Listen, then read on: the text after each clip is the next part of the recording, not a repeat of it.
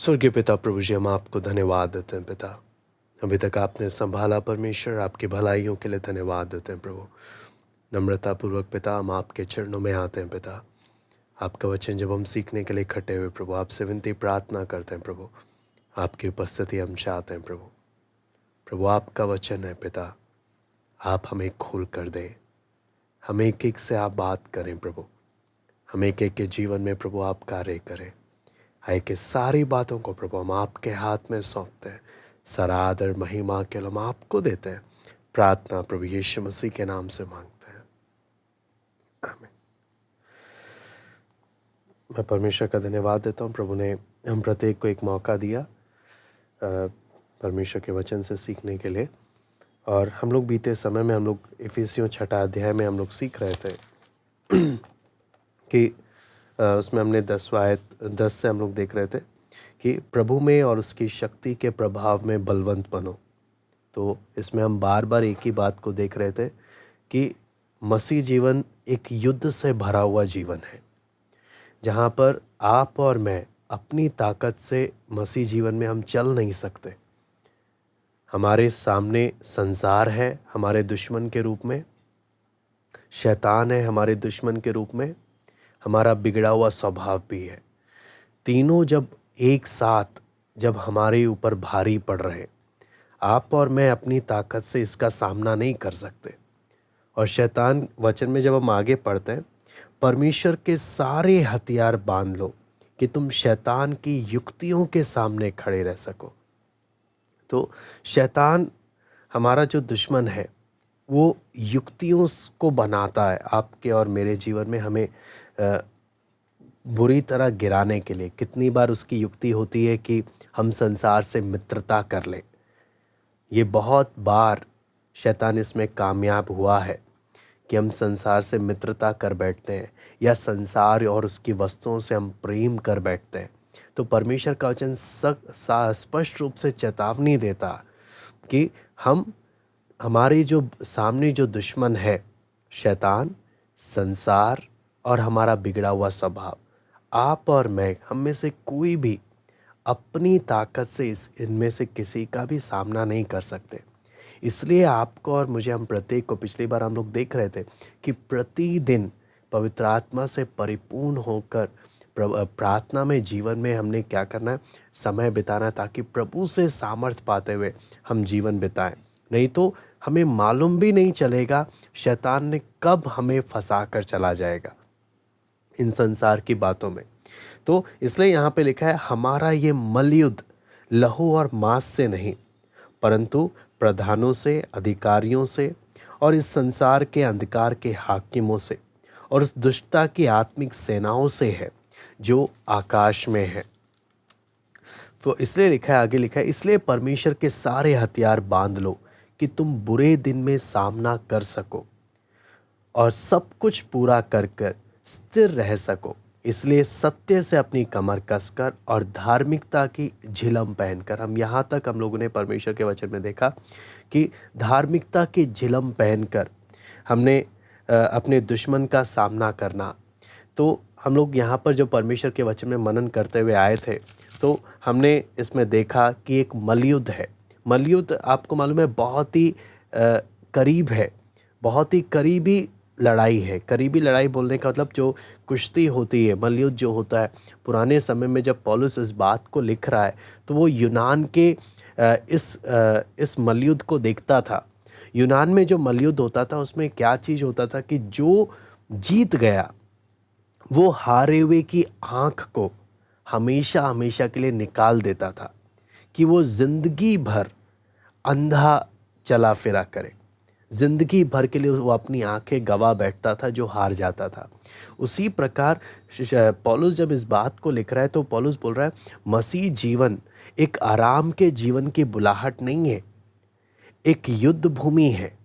और इसमें हर एक परमेश्वर के लोगों को बहुत गंभीर रहना है, क्योंकि जहाँ पराजित हो गए तो वहाँ पर हमारा जीवन बहुत बड़े खतरे में पड़ जाता है। अगर उस बात को अगर हम देखें, अगर आप जानवरों से संबंधित प्रकृति में किस प्रकार से शिकार का कार्य होता है वो भी अगर आप देखेंगे, तो जो भी शिकारी जानवर होते हैं जो अपना शिकार करते हैं, चीता हो गया, शेर हो गए, तो आपको मालूम है ये किन वैरायटियों को पकड़ते हैं। जब हम उनके देखने के तरीके से ही हम शैतान के कामों को भी हम परख सकते हैं।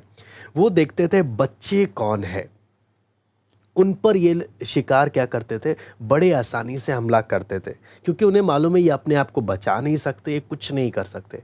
उसी प्रकार मसीह जीवन में जो परिपक्वता की ओर नहीं बढ़ रहा, यानी जो मैच्योरिटी उस स्तर तक जो नहीं बढ़ रहा है ना, जो आत्मा के चलाए, आप देखना जितनों ने भी प्रभु को जीवन दिया, हर कोई परमेश्वर की संतान होने का अधिकार तो मिल गया, लेकिन वचन बोलता है जितने परमेश्वर के आत्मा के चलाए चलते हैं वे ही परमेश्वर के पुत्र हैं। वो पुत्र का जीवन, पुत्रत्व का वो जीवन, जो आत्मा के चलाए चलने का जीवन, वो है परिपक्वता का जीवन। जो उस परिपक्वता में परमेश्वर के आत्मा की अगुवाई में जो जीवन नहीं जीता, शैतान बड़े आसानी से उसे अपने नियंत्रण में ले लेता।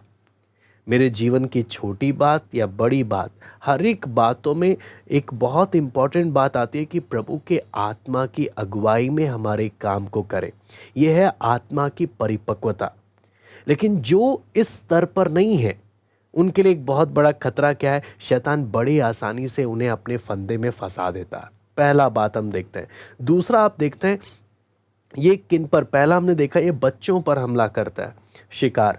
दूसरा शिकार किनका करता है, जो बिल्कुल अकेले हैं, यानी अपने झुंड से अलग रहते हैं जो जानवर, चीता हो गया, शेर हो गया, ये उनका शिकार करते हैं। उसी प्रकार शैतान देखता है वो कौन लोग हैं जो निरंतर संगति में नहीं रहते, जो निरंतर परमेश्वर के लोगों के साथ प्रार्थना में संगति में नहीं रहते। शैतान उनको ढूंढता है और उन पर क्या करता है, उन पर अब उनके जीवन को बर्बाद करने का प्रयास करता है, क्योंकि ये संगति से बाहर है, ये संगति नहीं कर रहा, ये आत्मिक जीवन में ध्यान नहीं दे रहा, आत्मिक जीवन में लापरवाह है, और शैतान उसी व्यक्ति को बर्बाद करने का सबसे पहला पहल करता है। फिर हम देखते हैं अगला, जो आपस में लड़ते हैं।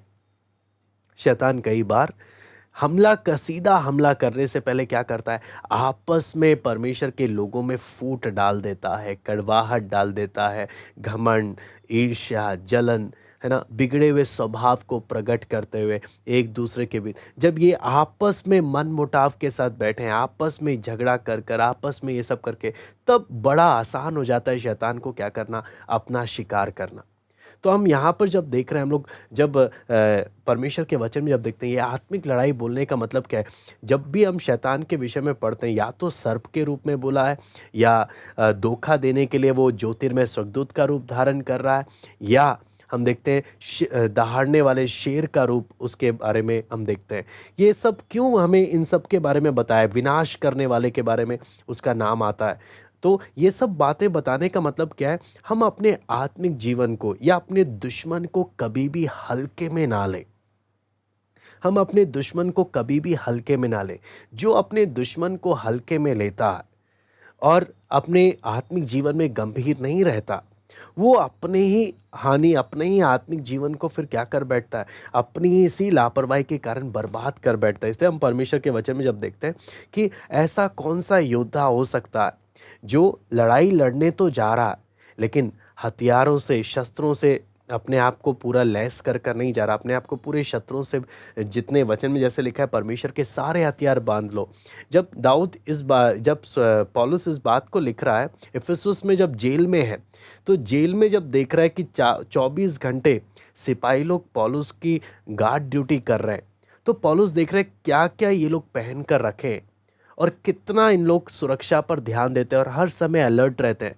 पौलुस उस बात को देखते हुए यहाँ पर एक आत्मिक शस्त्रों के बारे में बता रहा है।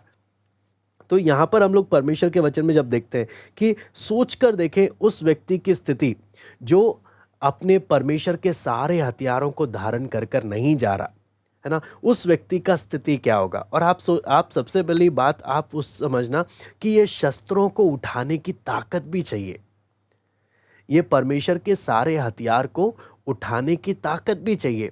इसलिए सबसे पहला 6 का 10 में पौलुस हर एक चीज़ एक एक पैटर्न से लिखता हुआ आ रहा है, आगे पीछे नहीं लिख रहा। सबसे पहले बोल रहा है ताकत प्राप्त करो, परमेश्वर और उसके प्रभु और उसकी शक्ति के प्रभाव में बलवंत बनो। पहले परमेश्वर की उस ताकत, उस सामर्थ्य से लैस हो जाओ। फिर बोलता है, फिर परमेश्वर के हथियारों को क्या कर लो, धारण कर लो। तो आप देखेंगे जो परमेश्वर के सारे हथियार, परमेश्वर की सामर्थ्य से परिपूर्ण नहीं है, वो परमेश्वर के हथियारों को उठा भी नहीं सकता।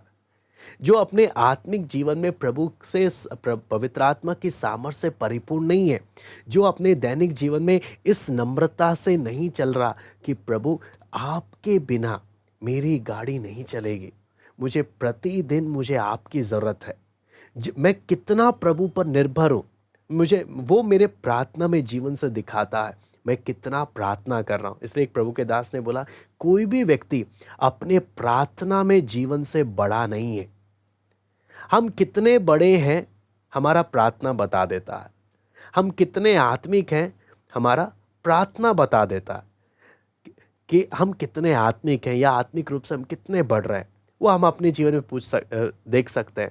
और क्योंकि यहाँ पे लिखा है शैतान की युक्ति का सामना करना है तो एक हथियार भी छोड़ना नहीं है। अगर एक हथियार भी छोड़ दिया तो शैतान उसी जगह पर वार करेगा जहां वो देख रहा है कि इसने शस्त्र को धारण नहीं किया। तो यहाँ पर हम देखते हैं परमेश्वर के सारे हथियार बांध लो कि तुम शैतान की युक्तियों के सामने खड़े रह सको। यानी शैतान से लड़ना तो दूर की बात है, शैतान से लड़ना तो दूर की बात है, अपने दुश्मन के सामने टिके रहना, डटे रहना, उसके लिए बहुत ज़रूरी है परमेश्वर के सामर्थ्य से भरपूर रहना। दूसरा बात, परमेश्वर के सारे हथियार को धारण करना। इसलिए हम आगे जब हम पढ़ते हैं, यहाँ पे लिखा है हमारा मलयुद्ध लहू और मांस से नहीं है ना। हमने परमेश्वर के वचन से देखा शैतान कितनी बार, पौलुस कुरिन्थ की कलीसिया को भी बोलता है, याकूब अपनी पत्री में भी बोलता है कि तुम में डाह और झगड़े क्यों होते हैं। पौलुस बोलता है तुम आपस में झगड़ा क्यों करते हो। हाँ, वो कारण क्या है। शैतान बड़े सरलता से जीत कब जाता है, शैतान जब आपस में झगड़ा करा देता है, जब परमेश्वर के लोगों में आपस में झगड़ा करा देता है, या परमेश्वर के लोग या किसी अन्य जाति के साथ आपस में झगड़ा करा देता है। वचन पौलुस बोलता है हमेशा परमेश्वर के लोग स्मरण रखें कि हमारी लड़ाई लहू और मांस से नहीं है, परंतु प्रधानों से, अधिकारियों से, इस संसार के अंधकार के हाकिमों से, उस दुष्टता की आत्मिक सेनाओं से है जो आकाश में है। अगर आप देखेंगे, इस बात को देखेंगे तो हम एक एक समझ सकते हैं, शैतान परमेश्वर की तरह सर्वशक्तिमान नहीं है, उसके पास सीमित शक्तियां हैं। शैतान सर्वज्ञानी नहीं है, उसके पास सीमित ज्ञान है, 6000 जब से वो उसकी सृष्टि हुई है। लेकिन फिर भी वो इतना सफल क्यों हो जाता।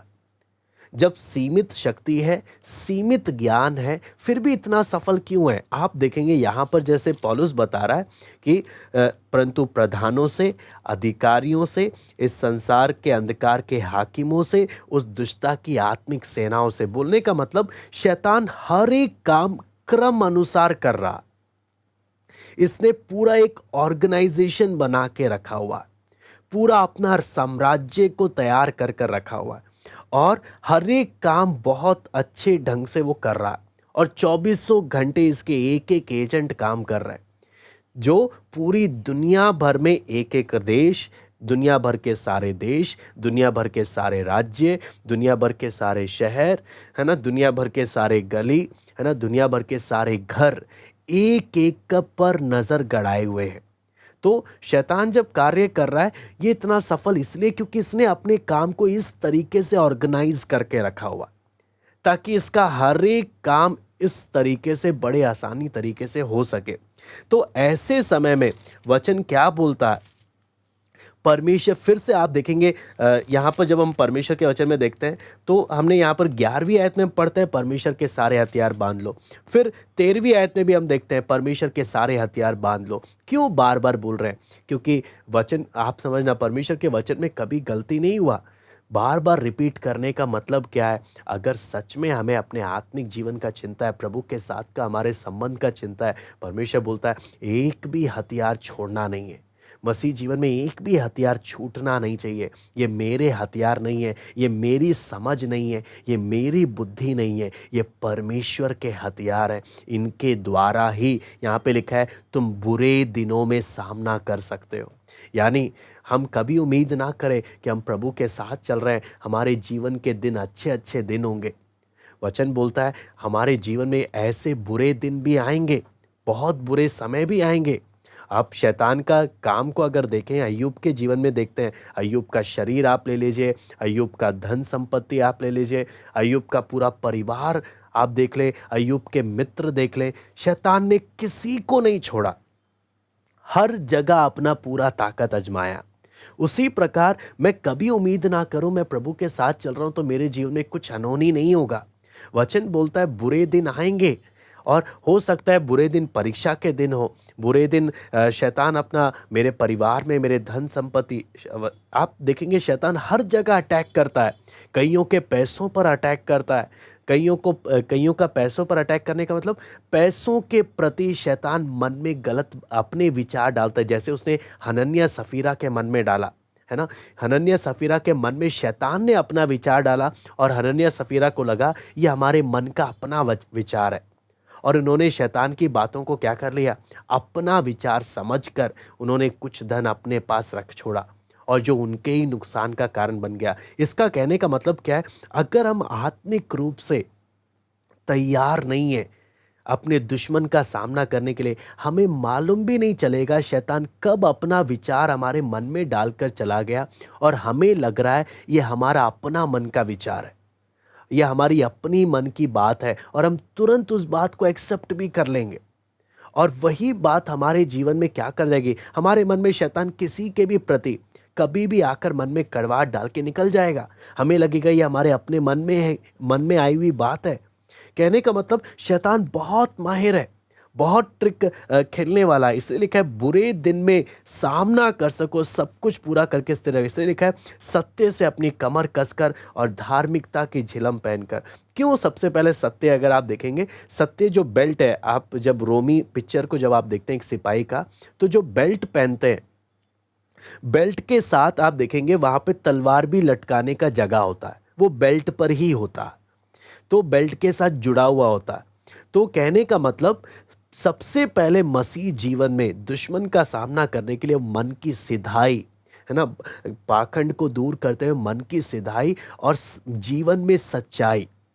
जहां एक विश्वासी के जीवन में एक झूठ आ गया, ये परमेश्वर के वचन का इस्तेमाल नहीं कर पाएगा। मैं बोलता हूं जहां मेरे जीवन में एक झूठ आ गया, मैं शैतान से लड़ने के लिए बिल्कुल असमर्थ हूं। एक झूठ आ गया, कहने का मतलब क्या है, अगर आप इस बात को मनन करेंगे, आप इस बात को समझना, जब शिमशोन के साथ जो हुआ धोखा है ना, शिमशोन वहाँ पर दलीला ने शिमशोन के बाल पूरे काट दिए, उसकी सामर्थ का रहस्य था वो है ना, उसके बाल जैसे ही काट दिए परमेश्वर की सामर्थ चले गई। लेकिन शिमशोन को जब दलीला ने बोला कि उठ तेरे शत्रु आ रहे हैं, शिमशोन ऐसे उठा, वचन में लिखा है उसे मालूम नहीं था कि परमेश्वर की सामर्थ चले गई है। वो ऐसे उठा जैसे वो फिर से जयवंत हो जाएगा। उसी प्रकार कई लोगों को लगता है मैं झूठ भी बोल दूंगा तब भी मैं परिस्थिति का सामना कर सकूंगा, मैं सब कुछ फेस करने के लिए मैं सक्षम हूं। जबकि सच्चाई क्या है, शैतान ये एक झूठा एहसास दिलाता है कि आप अपने जीवन में उस सच्चाई के कमरबंद को आप खोल दो, अपने जीवन में एक झूठ को आने दे दो। हाँ, एक मुंह से एक झूठी बात आप बोल दो, है ना। इसलिए भजन संहिता 15वां अध्याय में आप देखते हैं, कौन परमेश्वर के पवित्र पर्वत पर खड़ा रह सकेगा, जो हृदय से सच बोलता है, जो हृदय से सच बोलता है। जहां झूठ का स्थान आ गया, परमेश्वर की सामर्थ मैंने खो दी। परमेश्वर के वचन को उठाने का, शैतान का सामना करने के लिए परमेश्वर के वचन की तलवार उठाने का सामर्थ्य भी मेरे जीवन में नहीं रहेगा। क्योंकि जो सच्चाई पर नहीं चलता, वो कैसे परमेश्वर के वचन का प्रयोग कर पाएगा, वो वचन को उठाने में असमर्थ हो जाएगा। वचन बताने के लिए ज्ञान बताएगा, लेकिन वचन का सामर्थ्य नहीं। इसलिए पौलुस, आपको मालूम है, एथेंस के बाद जब कुरिन्थ में आता है तो पौलुस क्या बोलता है, मैं डरते हुए और कांपते हुए मैं परमेश्वर के वचन की सामर्थ के साथ आता हूं। मैं मनुष्य के ज्ञान के साथ नहीं, मैं परमेश्वर की सामर्थ के साथ आता हूं। सारी बात है, वो सामर्थ का रहस्य क्या है?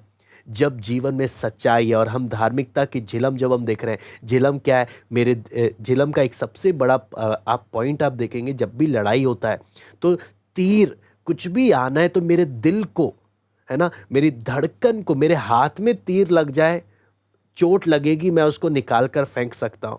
मेरे और पैर में चोट लग जाए, मैं निकाल कर फेंक सकता हूँ। कहीं पर भी चोट लगे, मैं निकाल के, लेकिन अगर दिल में चोट लग गया, मैं उसी टाइम मर जाऊंगा। उसी प्रकार शैतान का सबसे बड़ा टारगेट क्या है? मेरा जीवन, मेरा जो पूरा मन है, मेरे फोकस को, मेरे ध्यान को परमेश्वर से भटकाना।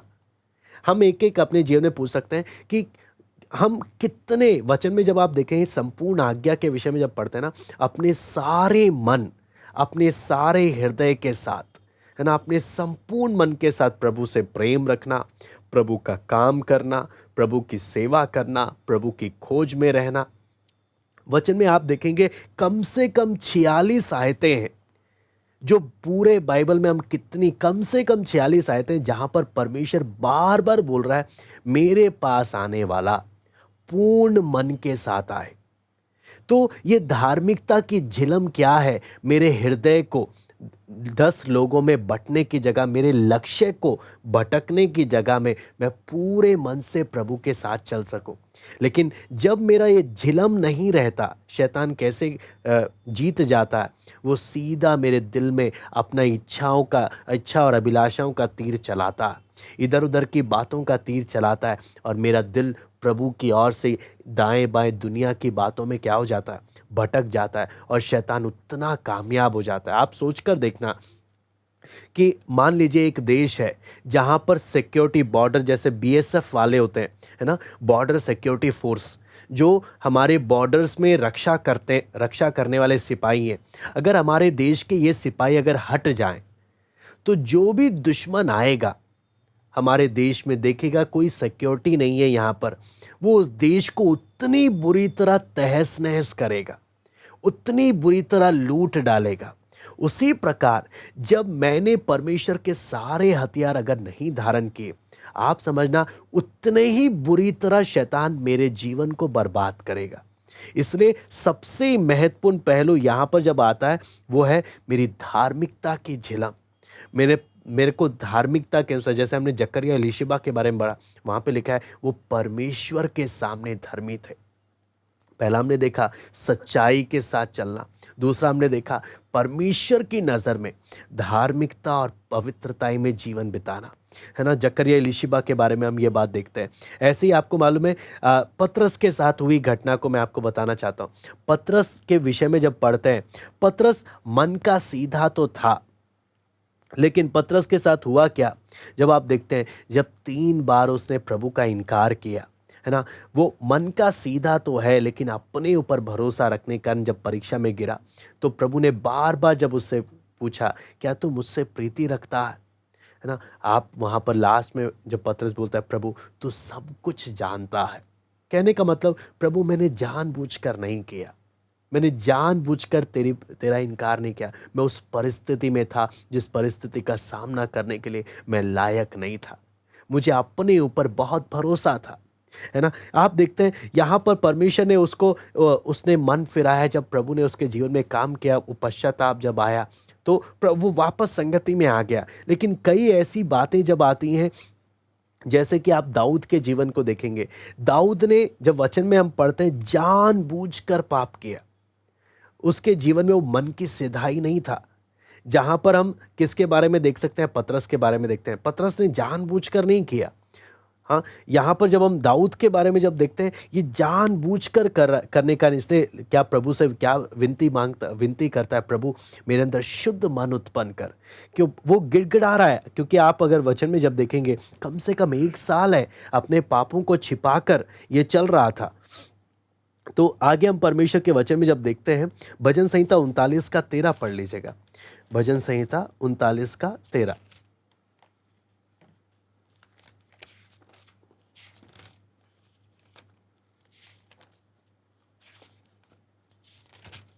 यहाँ पे लिखा है, आह, इससे पहले कि मैं यहाँ से चला जाऊं और ना रह जाऊं, मुझे बचा ले, जिससे मैं प्रदीप्त जीवन प्राप्त करूं।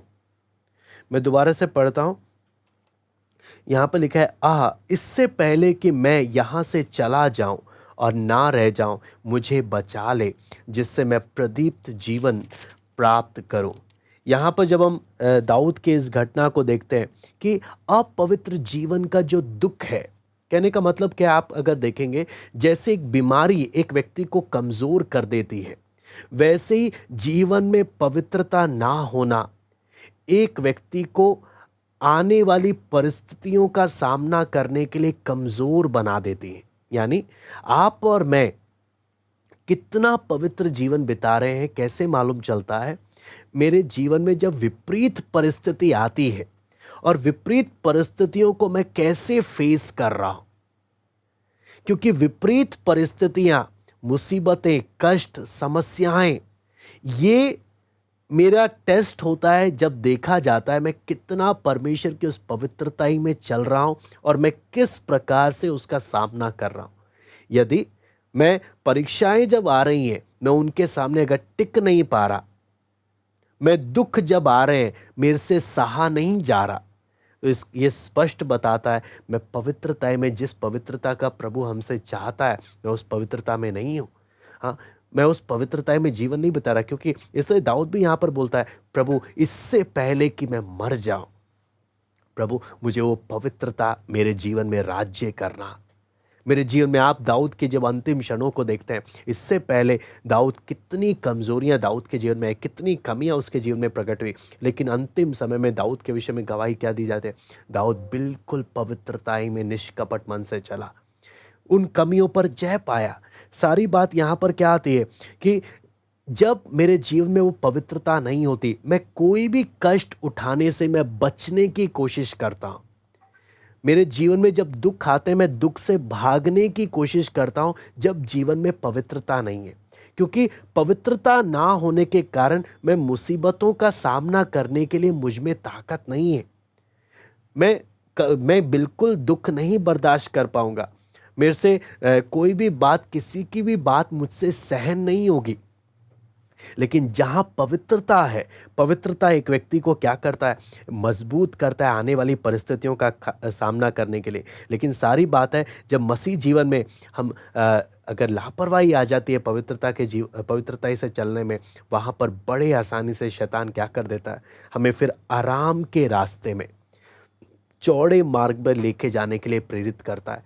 क्यों हम कष्ट से भागते हैं फिर? क्योंकि वहाँ पे दिखता है मैं पवित्रता से दूर हूँ। जो पवित्रता प्रभु मुझसे चाहता है, मैं उस पवित्रता से दूर हूँ। इसलिए मैं किसी भी मुसीबत का, किसी भी कष्ट को मैं सहने के लिए मैं तैयार नहीं हूँ। आप सोचते हैं, जब हम पहली सदी की कलीसिया के बारे में पढ़ते हैं, इतना दुखों से गए और वो कैसे उन्होंने उनका सामना कर लिया। आप अगर नीरो के समय में देखेंगे कैसे कलीसिया गीत गाते हुए शेरों के सामने गई, उतना दिलेरी आया कैसे। वहां पर हम देखते हैं पवित्रता उसका सबसे बड़ा आधार था। जब पवित्र जीवन बिताने लगते हैं, प्रभु वो दिलेरी देता है। या अपना दिलेरी नहीं, प्रभु का दिया हुआ दिलेरी है। अपना दिलेरी हमने पतरस का देखा, यीशु के सामने क्या बोला, लेकिन एक लड़की के सामने क्या हो गया? मुकर गया। अपना दिलेरी उसी टाइम खत्म हो जाता है, ज़्यादा देर नहीं चलता। लेकिन जो पवित्रता में जीवन बिताता है, वो उस टेस्ट में जो दुख, समस्याएं, जो भी बात आती हैं, उसमें वो उसका सामना करने के लिए वो तैयार हो जाता है। इसलिए आप और मैं, हम एक इस बात को समझे कि बिना इस पवित्रता के, बिना इस धार्मिकता के जीवन बिताए, पवित्रता में जीवन बिताए, हम आप इसको समझना, पाप एक ओस की, एक धुंध की तरह है और मेरी आंखें वो विश्वास की आंखें हैं। अगर पाप मेरे आसपास बढ़ता ही जा रहा है, मेरे जीवन में बढ़ता जा रहा है, मेरी आंखें क्या नहीं हो पाएंगी? मुझे आगे का कुछ दिख नहीं पाएगा। बहुत लोग मसीह जीवन में क्या है, वो बोलते हैं मुझे आगे समझ नहीं आ रहा, मैं क्या करूं? मैं इस बात का सामना कैसे करूं, मैं इस समस्या का सामना कैसे करूं, मैं उस बात का सामना कैसे करूं। क्यों? ये पाप के धुंध ने उनको आगे देखने के लिए बहुत बड़ी रुकावट बन गए। लेकिन जितना मैं अपने जीवन में पवित्रताई को बढ़ाता हूं, पवित्रताई वो शुद्ध हवा है जो मेरी आंखों को बिल्कुल स्पष्ट देखने के लिए मेरे को मदद करता है। तो सारी बात है, क्या मैं मसीह जीवन में अपने प्रभु के साथ के संबंध में क्या मैं देख पा रहा हूं आगे का, या मुझे मेरे जीवन में एक अनिश्चितता है कि पता नहीं आगे क्या होगा, पता नहीं मेरा क्या होगा, पता नहीं आगे मैं कैसे करूंगा, पता नहीं वो कैसे करूंगा। मेरे चारों ओर एक उलझन ही उलझन है। वो सब कारण क्या है? इसलिए सब सारी बात यहाँ पर हम देखते हैं कि बिना पवित्रताई के, बिना सच्चाई में हम चले, ना तो हम परमेश्वर के वचन की तलवार को उठा पाएंगे, ना हम शैतान के किसी भी तीरों का सामना हम कर पाएंगे। इसलिए हम एक एक समझे, हम बिना सारे हथियार का धारण करें, बिना परमेश्वर की सामर्थ्य से परिपूर्ण हुए हम कुछ नहीं कर पाएंगे। इसे मसीह जीवन में जब हम देखते हैं, 3 सबसे बड़े नुकसान को हमने देखा। शैतान टारगेट उन्हें करता है जो आत्मिक रूप से परिपक्व होने के लिए मेहनत नहीं करते। दूसरा बात, शैतान उनको टारगेट करता है जो आपस में लड़ झगड़ते हैं, है ना? ये बात हम लोग देखते हैं। तीसरा बात हमने देखा, शैतान उन्हें टारगेट करता है जो झुंड से अलग रहते हैं।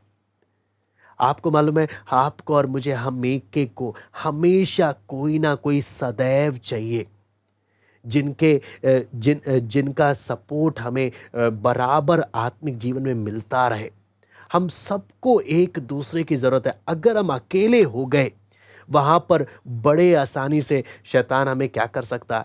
हमें घायल कर सकता है, हमें नाश कर सकता है। इससे आप देखेंगे जब परमेश्वर के वचन में पौलुस भी, जब वचन में हम इफिसियों के 6 अध्याय में नीचे पढ़ते हैं, पौलुस भी बोलता है, मेरे लिए भी तुम लोग क्या करते रहो, मेरे लिए भी प्रार्थना करते रहो। हम एक एक को, आप सोचें, यीशु मसीह जब गत्समना वाटिका में था, अपने चेलों को बोलता है कि मेरे साथ प्रार्थना में जागो।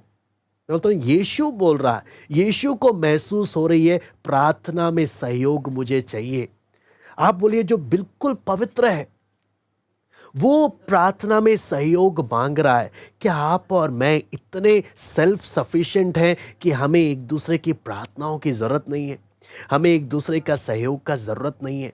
हाँ, हम संगति से एक दूसरे से बिल्कुल अगर हम अलग हो जाते हैं, वचन में बोलते हैं, जैसे जैसे तुम अंत की घटनाओं को सुनते जाओ, उतना अधिक इकट्ठे होते जाओ, उतना अधिक संगति में बढ़ते जाओ। कारण क्या है? क्योंकि प्रभु के आगमन की जो बाट जोते हैं, जो प्रभु के आने की बाट जोते हैं, वो अपने आप को पवित्र करते जाते हैं, दिन प्रतिदिन अपने आप को पवित्र करते जाते हैं। तो इसे हम एक एक देखें, और जितना प्रभु हमें पवित्रता में बढ़ाता है, वहाँ पर एक बात और यहाँ पर आ जाती है कि उतना अधिक हम नम्रता के भावना में हम बढ़ते जाते हैं, उतना अधिक नम्रता के भावना में। क्यों? बिना नम्रता के हम पवित्रता में बढ़ नहीं पाएंगे। बिना नम्रता, बिना आज्ञाकारिता, ये दोनों बात, इसलिए वचन में प्रभु यीशु मसीह बोलता है, तुम मुझे प्रभु क्यों बोलते हो? जब मैं तुमसे जो बोलता हूं तुम उसका मेरा कहना नहीं मानते। वचन में हम देखें, अपने आप से पूछें कि वचन में कितनी प्रभु की आज्ञाएं हैं जो मुझे मालूम है लेकिन मैं उसको नहीं मानता। वचन में प्रभु बोलता है, नित्य प्रार्थना में लगे रहो, पर हर समय प्रार्थना में लगे रहो। हाँ, परमेश्वर के आत्मा के चलाए चलो। हाँ, अपने उन अंगों को जो शरीर के संसार के शरीर के अभिलाषाओं के, उनको मार डालो। हाँ, वचन में जब हम पढ़ते हैं परमेश्वर के वचन में कि अपने आप को परमेश्वर के वचन से अधिकाई से भरपूर कर लो। हाँ, और दिन रात उस पर मनन करो। कितनी आज्ञाएं, कितनी बातें परमेश्वर का वचन हमें बोलता है। हम एक एक अपने जीवन में कुछ सवालों को रखकर टिक मार्क भी कर सकते हैं। ऐसी कितनी आज्ञाएं हैं जितना मैं प्रभु की मान रहा हूँ, या मैं सिर्फ प्रभु प्रभु कहने वाले में से हूँ जो प्रभु की आज्ञा को मानता तो नहीं है लेकिन बोलता बहुत कुछ है, बोलता प्रभु प्रभु बहुत कुछ है। हम एक एक अपने जीवन में इस बात के बारे में जांच सकते हैं, पूछ सकते हैं। और नम्र होने के लिए सबसे पहला बात क्या है? हमेशा परमेश्वर की पवित्रता को स्मरण रखें। परमेश्वर की पवित्र, यशाया जो 1 से 6 अध्याय तक बाकियों की कमियों को बता रहा था, लेकिन जब परमेश्वर का दर्शन हुआ, बोलता है, मैं अशुद्ध होठ वाला मनुष्य हूँ और अशुद्ध लोगों के बीच में रहता हूँ। कहने का मतलब नम्र होने के लिए हमेशा इस बात का एहसास कि प्रभु कितना पवित्र है और मैं क्या हूँ। जो परमेश्वर को और अपने आप को जानता है वो कभी घमंड को अपने जीवन में राज करने नहीं देता। दूसरा बात क्या है, हाँ, वचन में जब आके जब देखते हैं एजरा 3:12, एक बार हम पढ़ लेंगे। एजरा 3:12।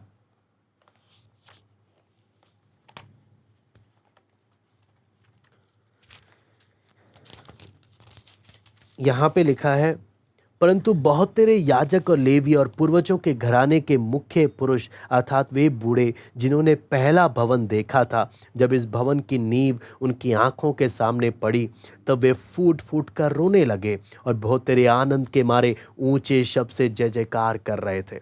यहाँ पर जब आप इस घटना को देखते हैं तो जिन्होंने पहले परमेश्वर के मंदिर को देखा था, जब दोबारा से नींव डाली गई, ये फूट फूट कर रोने लगे। कहने का मतलब क्या है कि उस परमेश्वर ने जो आदम को जब बनाया, पाप में गिरने से पहले का जो अनुभव था, पाप में गिरने से पहले का जो आनंद था, आपको मालूम है जो व्यक्ति जयवंत होकर जो स्वर्ग का उस अनुभव को देखता है कि प्रभु क्या जो अनुभव तूने आदम को दिया, वो अनुभव उससे भी ऊंचा स्तर का अनुभव प्रभु आप हमें देना चाहते हैं।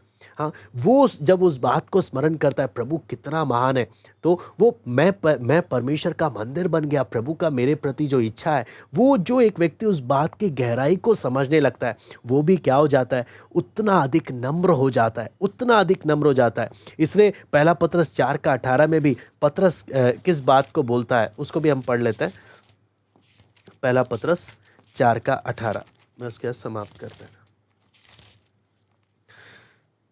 यहां पे लिखा है, और यदि धर्मी व्यक्ति ही कठिनाई से उद्धार पाएगा तो भक्तिहीन और पापी का क्या ठिकाना। हाँ, तो यहाँ पर हम देखते हैं कि बहुत सावधानी से चलने के लिए यहाँ पर पतरस बोलता है कि जो जिस रास्ते में हम लोग चल रहे हैं, पाप में जीवन बिताने वाला कभी सपने में ना सोचे कि वो स्वर्ग में जा पाएगा। इसलिए अपनी स्थिति को सदैव स्मरण रखें, हमने कितनी गंभीरता से, और पौलुस किस प्रकार अपने आप को नम्र करता है। अगर आप पढ़ेंगे 1 कुरिन्थी 15:9 में भी, तो पौलुस बोलता है मैं सारे प्रेरितों में सबसे छोटा हूं, मैं प्रेरित कहलाने के भी लायक नहीं हूं। आप देखेंगे नए नियम में सबसे ज्यादा पत्रियां इसी ने लिखी हैं, लेकिन ये अपने घमंड की इस झाड़ी को किस प्रकार से काटता हुआ जा रहा कि सारे प्रेरितों में मैं सबसे छोटा हूं। हाँ, मैं प्रेरित कहलाने के भी क्या नहीं हूं, लायक नहीं हूं। 10वीं आयत में बोलता है मैं जो भी हूं प्रभु के अनुग्रह से हूं। अपने बीते हुए जीवन को स्मरण करते हुए अपने आप को नम्र कर रहा है, और जहां घमंड का अवसर मिले अपने आप को सीधा काट रहा है, अपने आप को सीधा काटते हुए अपने आप को नम्र कर रहा है। ये एक सबसे बोलते हैं ना, सबसे एक अच्छा तरीका है। जहां घमंड थोड़ा सा भी अपना सर दिखाने लगे, उतना ज़्यादा कटाई छटाई अगर खुद अपने जीवन में करेंगे, उतना अधिक प्रभु हमें नम्र बनने के लिए मदद करेगा, उतना अधिक नम्र बनने के लिए। और जितना नम्र रहेंगे उतना परमेश्वर के अनुग्रह से परिपूर्णता हो जाएंगे। घमंड एक ऐसा चीज है जो उम्र नहीं देखता, वो उम्र नहीं देखता, या एक व्यक्ति का मसीह लेवल भी नहीं देखता। एक व्यक्ति आत्मिक रूप से बालक भी हो सकता है, एक व्यक्ति आत्मिक रूप से परिपक्व भी हो सकता है। ये घमंड एक ऐसा चीज है जो किसी में भी कभी भी आ सकता है। इसलिए बराबर कटाई छटाई करते रहने का एक बहुत बड़ा जिम्मेदारी एक विश्वासी का। इसलिए जब से जन्म लिए तब से लेकर मरने दम तक एक लड़ाई चल रही है, और लड़ाई में मैं ये कभी ना सोचूं बीच में मुझे छुट्टी का मौका मिलेगा। जहां मैं अलर्ट नहीं हूं वहां शैतान मुझ पर हावी हो जाएगा। इसलिए हम मैं उम्मीद करता हूं हम लड़ाई की गंभीरता को हम एक समझ सकते हैं, और जिस पवित्रता में जीवन बिताने के लिए परमेश्वर हम एक से चाहता है, जिस सच्चाई में, जिस मन की सिधाई में प्रभु चाहता है, हम एक इन अंतिम समयों में प्रभु हम एक को मदद करे कि हम उस नम्रता के साथ उस मार्ग में हम लोग आत्मिक रूप में बढ़ते जाए। प्रभु के दास प्रार्थना करके समाप्त करेंगे।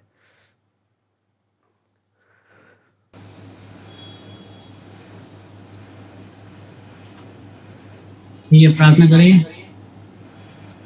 हमारे अनुग्रहकारी क्योंकि पिता, हम धन्यवाद करते हैं आपका महान प्रेम, आपका अनुग्रह, इस समय के लिए हम धन्यवाद करते हैं प्रभु यीशु मसीह और मौका बनाने के लिए आपने दिया है प्रभु। धन्यवाद करते हैं प्रभु अपने दास को प्रभु सिखाने के लिए प्रभु आपने नियुक्त किया है। धन्यवाद करते प्रभु महान, जो भेद प्रभु अपने अपने आत्मा के द्वारा अपनी कलीसिया के ऊपर प्रकट करके दिया है, हम धन्यवाद करते हैं प्रभु महान। इतना हमें इतना और पवित्रता के साथ प्रभु हमें आगे बढ़ना है। वो अपने वो शैतान हमें यहीं पर ही प्रभु उलझा कर रखता है हमारे सामने प्रभु। पाप का वो घनघोर बादल हमें घेरे रहता है प्रभु कि हम आगे का दृश्य ना देख पाए, उस पवित्रता में आगे ना बढ़ पाए। प्रभु हमें अपने जीवन में वो पवित्रता आने के लिए कृपा दे प्रभु यीशु मसीह। पवित्र जीवन जीने के लिए कृपा दे प्रभु महान। वो दिलेरी वो अनुभव में प्राप्त होने की कृपा दे प्रभु। आपकी उपस्थिति में आगे बढ़ने की कृपा दे प्रभु। हम धन्यवाद करते हैं अपने दास को, अपने इस्तेमाल किए, अपने लोग सुने हैं प्रभु। हम सब अपने आप को खत्म में साफ से साफ पिता, आपकी उपस्थिति हमारे साथ रहे प्रभु। आप में बढ़ने वाले पवित्रता वाला जीवन जीने की कृपा दे प्रभु। आपको हमेशा भाते रहे हमारे जीवन। धन्यवाद करते हैं दास का और आशीष देना प्रार्थना को प्रभु यीशु मसीह के नाम से मांगते हैं पिता, हमें हमसे